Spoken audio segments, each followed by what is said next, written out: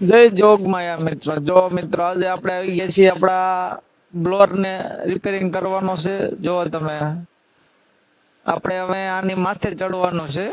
બહુ રિસ્કી કામ છે પણ કામ તો કરવું પડશે. હા, જો આપણે હવે ચડવાની શરૂઆત કરી નાખી.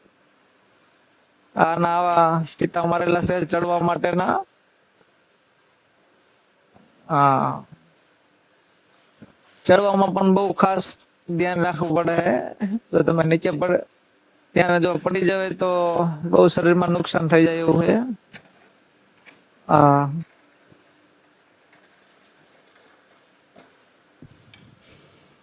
હવે આપણે માથે ચડી ગયા છીએ બહુ ભારે મહેનત પછી. ચડવામાં તો બહુ ભારે તકલીફ પડી જાય એવી છે. જો આ આપણું બ્લોઅર કહેવાય.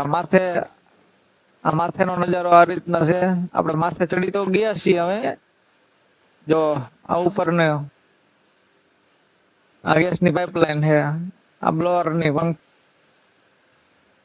આ વાલ આપણે ચેક કરવાના છે. જો આને આ વાલ કહેવાય. આ વાલ ફૂટે કે નથી ફૂટતા એ ચેક કરવા માટે આપણે આજ ચડ્યા છીએ માથે કે આ વાલ ફૂટે છે કે નહીં. જો આટલા વાલ આવે, આ એક બ્લોઅર અને આ બીજો બ્લોઅર. આમાં તમને હું એકદમ ક્લિયરિટીમાં બતાવું કે જો આ વાલ છે ને એકદમ સરસ. હાલો તમને અહીંયાથી કારખાનાનો નજારો દેખાડું. કેવો નજારો લાગે અહીંયાથી વ્યૂ કારખાનાનો. જો હવે આ વાલ જે છે એમાં હવે આપણે એને ધૂળ ભરવાની છે. કેમ કે ધૂળ ભરીને પછી આપણને ખબર પડી જાય છે કે આમાં શું કઈ રીતના કરવું એ. જો આ વાલમાં જ્યાં હોલ આવે ને હોલમાં ધૂળ ભરી દેવાની.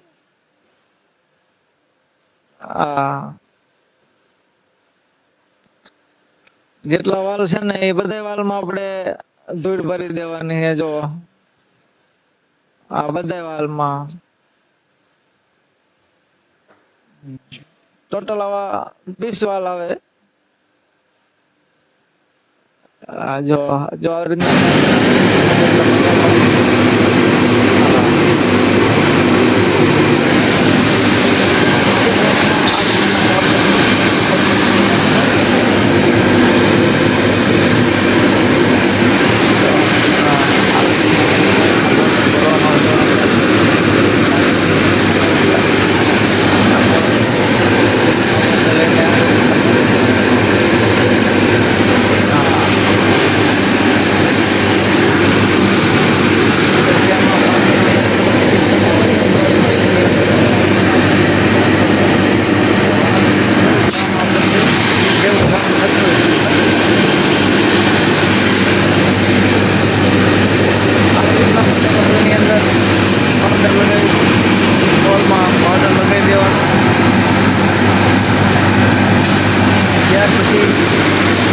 ચેક કરવાનું કયો વાલ ફૂટે છે અને કયો વાલ નથી ફૂટતો.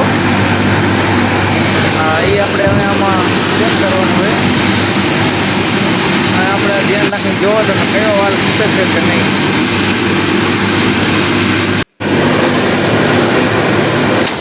જો ફૂટ્યો ના વાલ, આવી રીતના વાલ ફૂટે. જોવો તમે.